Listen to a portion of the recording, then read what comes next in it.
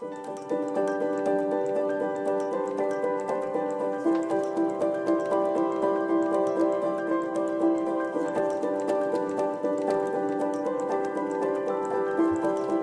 European Union can achieve digital strategic autonomy by creating a global model for regulating big tech companies. We once praised social media companies as some kind of democratization engines. If you think of the Arab Spring, for instance, it seemed that we only needed to drop mobile phones and Twitter logins on the world, and authoritarian regimes would naturally come to an end.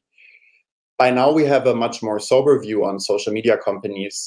Their excessive use does not only harm the mental health of teenagers, for instance, they have also become megaphones for authoritarian propaganda, for disinformation, and for hate. Technology is never just good or bad, but it has become clear that big tech companies care too much about their profits and too little about the negative effects of their products on societies. For instance, the Kremlin right now is exploiting platforms like Facebook or YouTube to spread disinformation about its war in Ukraine and to suppress critical voices domestically. The EU has acknowledged that we need new rules for tech companies in order to make sure social media work for democracy and not against it. The Digital Services Act, for instance, will force tech companies to do more to protect users and societies from online hate, from conspiracy theories and disinformation. This is absolutely crucial because democracies everywhere in the world are under attack.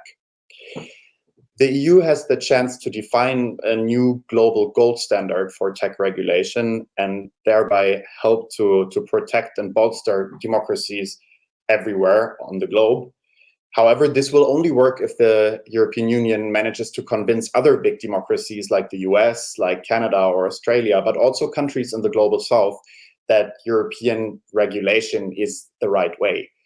In combination, these big players could have enough leverage to actually force tech companies to develop healthier business models. Therefore, my key proposal to the EU would be not to see regulation as a mere technicality, but as a geopolitical opportunity, and to engage partner countries everywhere in the world and help them adopt similar kinds of regulation.